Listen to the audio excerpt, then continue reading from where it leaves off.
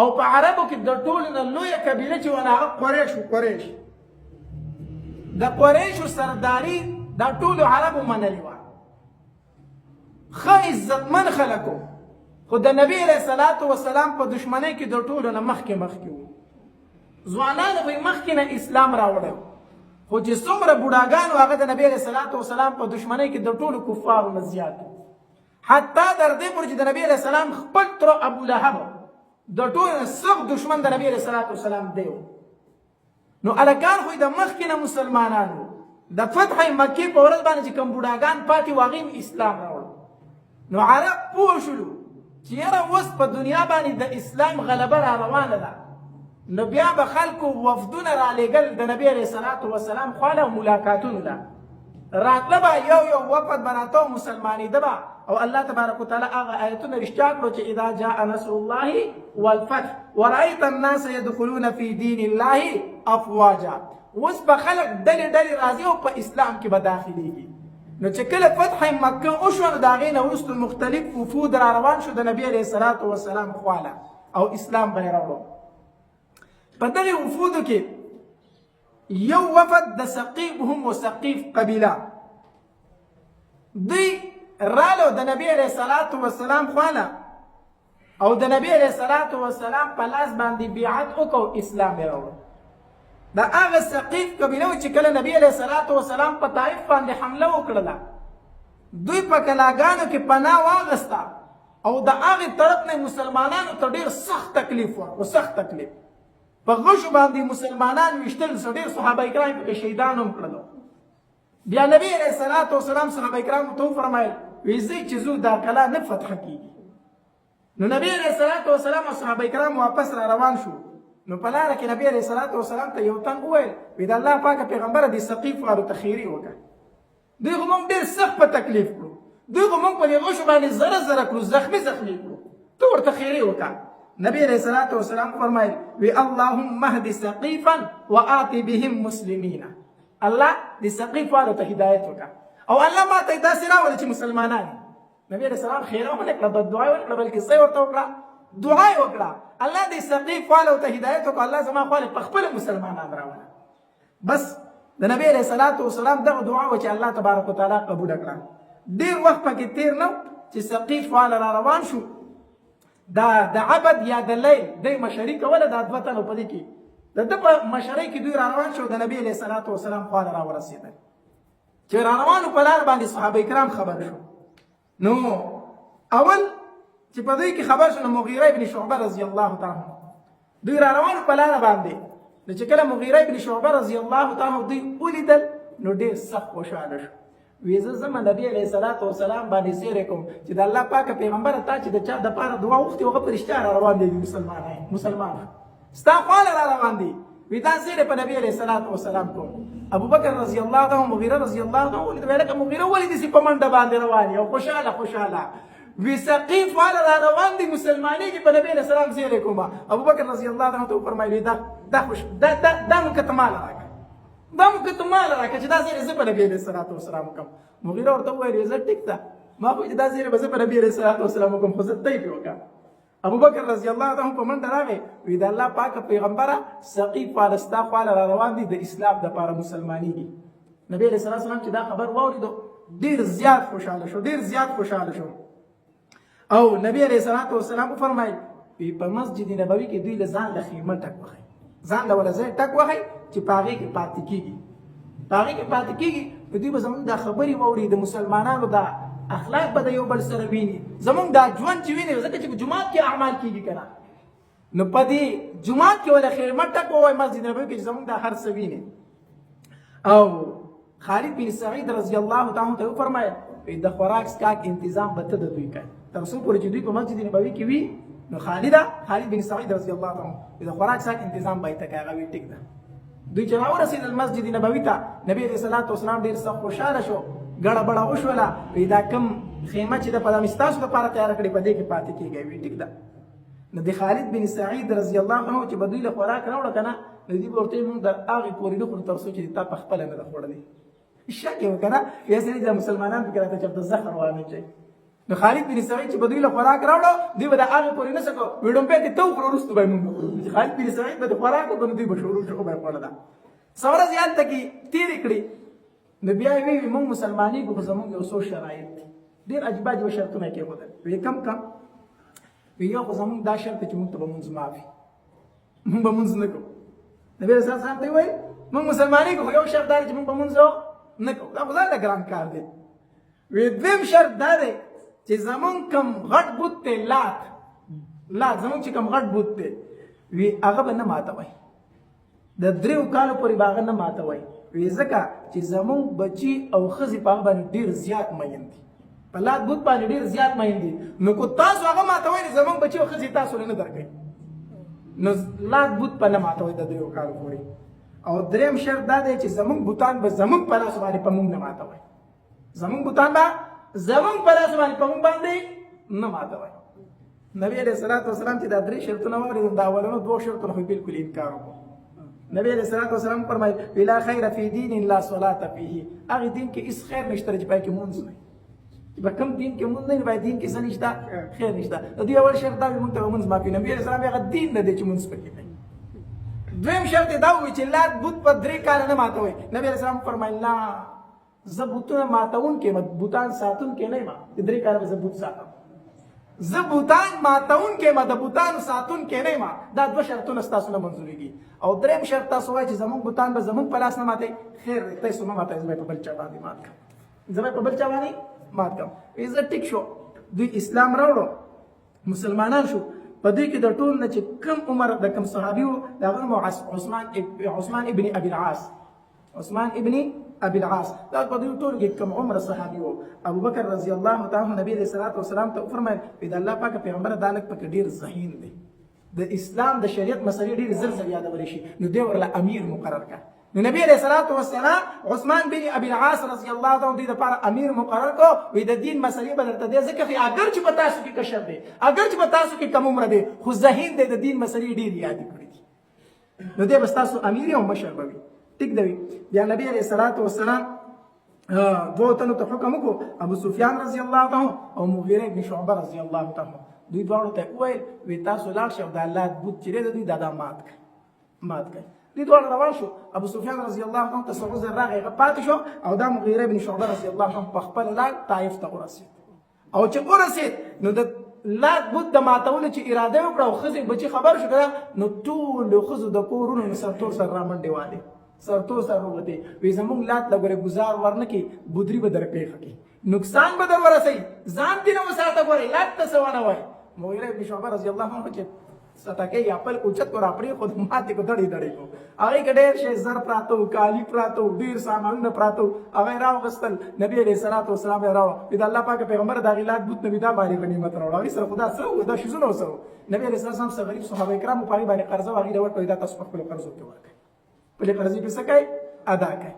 نو به هر حال دغه یو وفد راغلی و چې دا وفد ثقیف ورته ویلی شي وفد ثقیف دوی رالو دا هغه ثقیف والو چې مسلمانانو ته نبی علیه الصلاة والسلام ته ډېر تکلیفونه رسولي بیا دوی رالو په اسلام کې څه شو داخل شو الله یې ومنو. په دوی پسې بل وفد وفد بني عامر کله چې نبی علیه الصلاة والسلام د تبوک د جنګ نه واپسي وکړه نو دا بنو عامر رالو د نبی علیه الصلاة والسلام په خدمت کې حاضر شو. وی د الله پاک پیغمبر مونږ ایمان راوړو خو په دوی کې 2 تنه وي د یو نوم عامر بن طفیل او د دویم نوم اربد بن قیس. دوی چې رالو دوی د نبی علیه الصلاة والسلام سره خبرې شروع کړه خو دوی په لاره باندې وصلا کړې وه.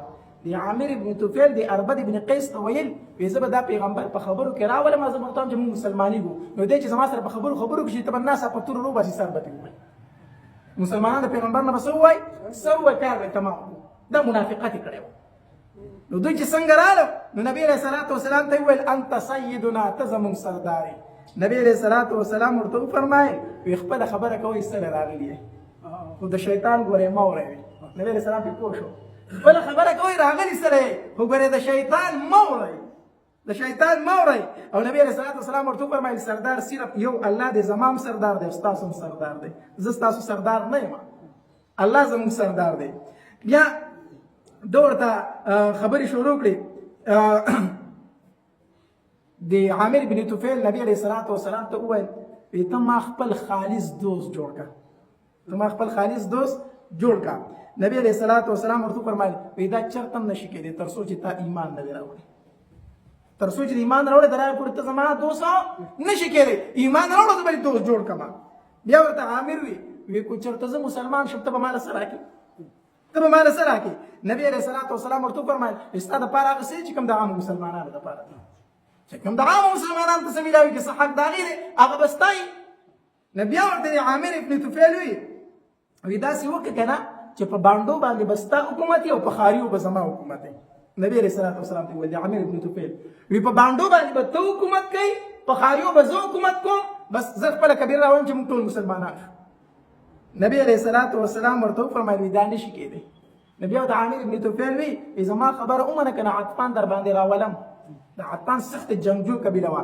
وی زما خبره اومنه کنه بنو عطفان در باندې راولم او د مدینه بدر نه خالی کی مدینه بدر نه خالی کی نبی علیہ الصلوۃ والسلام ورته فرمایي ته د دې قدرت نه لري ته د دې طاقت نه لري چې دوه خبرې ختم کړې د عامر ابن طفیل قوت نبی علیہ الصلوۃ والسلام د خوانه چې بارته وت د عامر ابن طفیل د خپل مرګري ته وای اربط ته عجیب انساني ما څومره ټیم په خبرو کې لګولې وو ما چې ته په وس گزارو کې او تا په گزار نه کو ما وته د نګړې دې د پارځان سره چې په خبرو کوم او دې چې ما در په خبرو کې ته به تور رو باسي سر وتی وای نه عجیب انساني زما خبرې د نبی اسلام سره ختم شو تا په گزار مو نکو اربد ورته وویل وی چې کله ما توري ته لاس کړ په نبی اسلام مې د گزار اراده کړې دومره مخې ته یو خایل جوړ شوی دی وی څنګه وی اول ځل چې ما اراده وکړه توري ته مې لاس وکنه نو زما د نبی اسلام په منځ کې د وسپنې دیوال جوړ شو زما نه پناه شو ما په څنګه گزار کړې نه چې توري نه مې لاس دی واګونه دیوال بیا ختم شو وی بیا چې تا په خبرو کې راوښ بیا توري ته لاس کو چې توري ته مې لاس کو ناسا په یو غټ اوخره خولای وازه کړه زما دې سر ته خولای راکته کړه نو ما وی چې په نبی اسلام گزار سم اوخره سر وو نو زال په یاره کې شم نظر مې چې لاس دی واګونه او هم ختم شو نو ما چې په نبی اسلام باندې د گزار کول اراده کړې درو ما ته دومره یو خیال جوړ شوی دی د دې وجه نه ما په گزار اون کوم دوی چې د نبی اسلام د خوانه روته نبی اسلام د خلینه بد دعا وبته یا عامر ابن طفیل الله تبارک وتعالى دې هلاک الله دې ته هلاک دا عامر ابن طفیل چې واپس راتو کنه خپل کبیره ته پلار باندې طاعون مرض پیراغه دا یو مهلک بیماری د طاعون بیماری دا په ولګی دا او داسې بیمار شو چې بس دا اندامونه به ریجیدل داسې پکړ پانی پروتو نو په عربو کې دا عادت چې کم بایزان ته ډیر بهادر مشهور سره به هغه چې په پکړ پانی مړ شو خلک دا به زما د پاره پیغور دی خو مشر سره ما بهادر سره د قبيله سردار یادې کوم زه په کټ عمره د چې هغه اکثر په جنگونو کې مړ کېدل په جنگونو کې مړ کېدل نو دا چې بیمار شو په تعاون مرز باندې او پوه چې زه په بستر مرم په بستر مرم نو یاره په بستر باندې مرګ زما د پاره پیغور دی ایمانه اسره ولای اسی ورته اسی ورته ودرو او چې اسی ورته ودرو تورې د ځان سره اوسه استه اوخه او چې وخت د الفاظ وی یا ملک الموت ابرز لي یا ملک الموت ابرز لي اے د مرګ فرشتي و زما مقابله ته راوځه بیوقوفو اے د مرګ فرشتي و زما مقابله ته راوځه او اسماني سور شو او روان شو او څنګه چې اسمان ډکړې د خطر وته د اسپري خپو کې راخ کړی شو مردار شو دغه په دې طریقه باندې مړ شو دا بل چې کومو عربد د چې کوم تر ورسېدو نو دا ورته وی هغه ته تاسو کوی دا څنګه سره و څنګه دینو ویډیر بیکار دین دی د پیغمبر ډیر بیکار دین دی ډیر بیکار سره دی نعوذ بالله دا خبرې وکړې او زور زباد بیا د اوخته چرته تو او چې څنګه اوخته روان شو کنه د اسمان د پیتان در راتاو شو پخ کې ځای باندې پیرا شو دې مالته کې مردار شو الله تبارک وتعالى دا دواړه د سي مردار کو او بیا قبيله را په نبی رسول الله باندې اسلام راو د دې دوه په قسمت کې الله تبارک وتعالى ایمان نه ویخه نور چې څومره قبيله وا الله تبارک وتعالى دا غي په قسمت کې ایمان لیکلو هغه ایمان راو دا به هر حال بیا یو قبیله براتله یو قبیله براتله د فتح مکې نه ورستو او مسلمانې دبا نو دا دوه قبیلې وي یو وفد بن عامر او دیم وفد ثقيف چې دا د نبی رسول الله سخت دشمنان خو د فتح مکې نه ورستو دوی مراله او بیا په نبی رسول الله باندې سره وړو ایمان وروړو او مسلمانان شو چې د چا په قسمت کې ایمان نو هغه د دنیا نه بي ایمان لاړ او د چا په قسمت کې چې ایمان الله تبارک وتعالى مسلمانان کړو نو وی په نعمتونو کې د ټولو نه لوی نعمت چې هغه د چې موږ ته الله ایمان نصیب کړی په نعمتونو کې د ټولو نه لوی نعمت څه دی کوم په دې هر څومره نعمتونو باندې آدم علیه السلام د شان چې الله تبارک وتعالى اولاد پیدا کو نو آدم علیه السلام ته الله تبارک وتعالى او فرمایي دا ستا اولاد دې وګوره ورته. نو چې آدم علیه السلام د خپل اولاد ته وکتل کنه نو په دې اولاد کې څوک سره دي او څوک سپین دي، څوک مالدار دي، څوک غریب دي، څوک کافر دي، څوک مسلمان دي، څوک معذور دي او څوک روغ دي، ټول ګډ وډ دی، یو شان نه دي. نو آدم علیه السلام د الله په دربار کې درخواست وکړو، وی الله زما د اولاد د یو شان ولې نه پیدا کړ؟ دا دې ولې د یو بل نه کوز او پورته پیدا کړ؟ یو شان دی الله ولې نه پیدا کول؟ الله تبارک وتعالى ورته وفرمایل ای آدمه دا مې ځکه داسې پیدا کړی چې دوی شکر وباسي. څه وباسي؟ شکر وباسي. څنګه به شکر وباسي؟ مالدار چې غریب ته وګوري نو دی په خپله مالدارۍ باندې څه وباسي؟ شکر وباسي. غریب چې معذور ته وګوري نو غریب به وایي یا الله ستا لاک لاک شکر دی، خیر دی خو غریب یم خو په اندامونو خو روغ یم که نه. نو دی به څه وباسي؟ دا غریب به په دې خپله غریبۍ باندې شکر وباسي. ښه نو دا معذور به په څه باندې شکر وباسي؟ چې د یو سړي لاس نشته، خپې نشته، سترګې نشته دی، هېڅ نشته، په ټولو اندامونو معذور دی، الله دی به څنګه شکر وباسي؟ الله تبارک وتعالی وفرمایل وی دی خیر دی که په اندامونو باندې معذور دی، لاس یې نشته، خپې نشته، سترګې نشته، معذوره دی، خو چې مسلمان دی نو دی به وایي چې الله خیر دی چې معذور یم، خو شکر دا دی چې مسلمان دی پیدا کړی چې کافر نه یم، چې څه نه یم؟ کافر نه یم. خیر دی که په دنیا کې معذور یم خو لږې ورځې ژوند دی ختمه بشي، ختمه بشي، په آخرت کې خو به معذوره نه یم که نه. نو خبره مې درته دا کوله چې دا ایمان دا د ټول نه لوی نعمت دی، لوی نعمت دی. په لاسو باندې معذوره یې، په خپو باندې معذوره یې، سترګې دې نشته، په ژبه باندې خبرې نشي کولی، خو چې الله مسلمان پیدا کړی ووایه شکر الحمدلله چې دا نعمت دې راکړی. په ټولو نعمتونو کې لوی نعمت چې دی هغه څه شی دی؟ ایمان دی. یو سړی معذوره دی، غریب دی، په ډاګه ناست دی، مسکین دی، دا د هغې کافر نه ډېر بهتر دی چې ارپتي او کروڑپتي دی. په اندامونو باندې روغ دی، مال ورسره شته، هر څه ورسره شته، خو چې ایمان ورسره نشته که نه په دې سرو غرمو او په دې ګرمه ځمکه چې کوم معذور انسان ناست دی دا د هغې کافر نه غوره دی. ده ته الله چې کوم نعمت ورکړی هغې کافر ته نه دی ورکړی.